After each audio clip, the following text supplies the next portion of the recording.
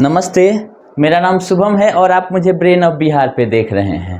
सहारा India से related जो update देना था वो इसीलिए नहीं आ रहा था कि कोई नया अपडेट ही नहीं था।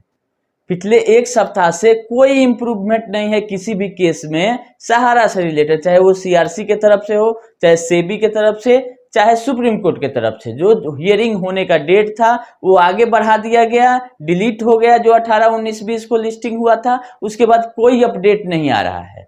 और अभी ये स्थिति है कि एडवांस लिस्टिंग 8 से लेकर 12 मई वाला भी आ गया है सुप्रीम कोर्ट के साइट पर, जिसमें सहारा इंडिया का कहीं नाम निशान नहीं है। हाँ, मैटर सुना जा रहा है सहारा का, एक दो मैटर हमेशा लगा ही रहता है सहारा इंडिया का, लेकिन हम लोगों को जिस मैटर से मतलब है उसका लिस्टिंग नहीं हो रहा है। अब जो सहारा टीवी है उसका है, सहारा इंडिया फाइनेंशियल का है, कमर्शियल का जिसका इनकम टैक्स का केस है, ये सब बहुत सारा केस सहारा का चलते रहता है सुप्रीम कोर्ट में, जिसकी हियरिंग भी होती है, ऑर्डर भी आता है। तो लेकिन उससे जिससे पब्लिक को नहीं मतलब है उसका अपडेट हम आप लोगों को नहीं बताते हैं कि वो जान के क्या कीजिए। कहीं ये जमीन मालिक से लड़ रही है, कहीं इनकम टैक्स से लड़ रही है, कहीं इसका मीडिया का इशू चल रहा है। तो जिस कंपनी से जनरल पब्लिक को मतलब नहीं है उसका अपडेट दे के हम आप लोगों को क्या करेंगे। हाँ, कुछ काम का चीज अगर उसमें भी रहेगा, हम पढ़ते सबको हैं, अगर रहेगा तो जरूर बताएंगे। तो पहला अपडेट यही है कि कोई अपडेट नहीं है। दूसरा आ जाइए, इस बार सब लोग बोल रहे हैं कि ठीक है सहारा गलत है, सहारा गलत है। ठीक है, हम लोग भी 90% यही बताए हैं कि सहारा गलत है। 10% हम लोग सेबी पे भी इल्जाम लगाए हैं और सीआरसी पे भी लगाए हैं, लेकिन सहारा ने गलत किया, उसका परिणाम वो भुगत रही है। इतना बड़ा साम्राज्य उसका ये रोड पे आ गया है।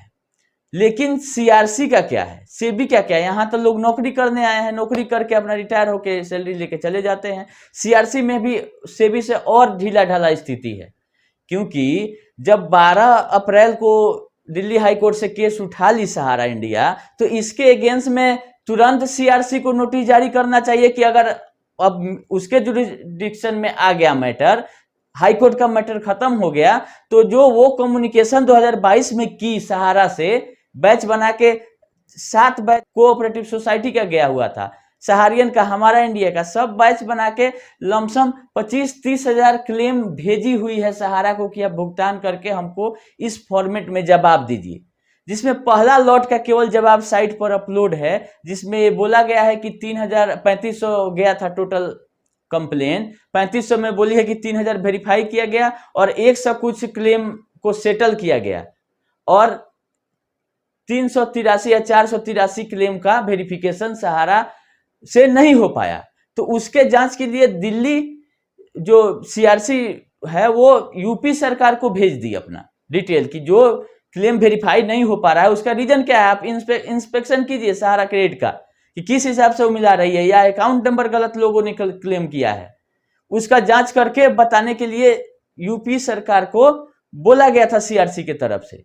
तो जो वो कम्युनिकेशन हो रहा था, दिल्ली हाई कोर्ट का ऑर्डर आया, उसके बाद से बैच बना के भेजा गया कंप्लेन, उसका क्या स्टेटस है? सहारा इंडिया भुगतान की नहीं की? अगर नहीं की तो अगला एक्शन आपका क्या होगा? 5000 करोड़ का आप भूल जाइए, वो तो सुप्रीम कोर्ट में रखा हुआ पैसा केवल बांटने के लिए सीआरसी को बोला गया है।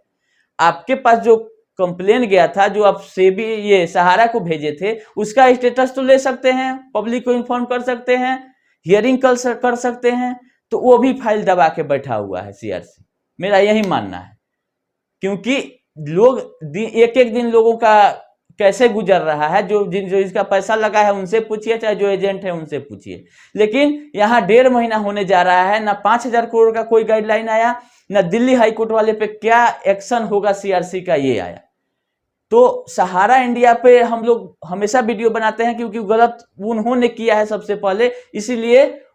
लेकिन कहीं ना कहीं सहारा तो मान लीजिए कि अपना रास्ता जो किया वो फल उसको मिल रहा है, लेकिन भुगतान कैसे मिलेगा? सीआरसी अगर बीच में है, उस दिलवाना उसका काम है, ड्यूटी है, तो वो कितना तत्पर है? इस हिसाब से 5000 करोड़ बांटने में जिसका टाइम लिमिट 9 महीना दिया हुआ है, उसको 1-1.5 महीना में अभी रोड मैप या कुछ भी नहीं आया साइट पर एक पेज का नोटिफिकेशन।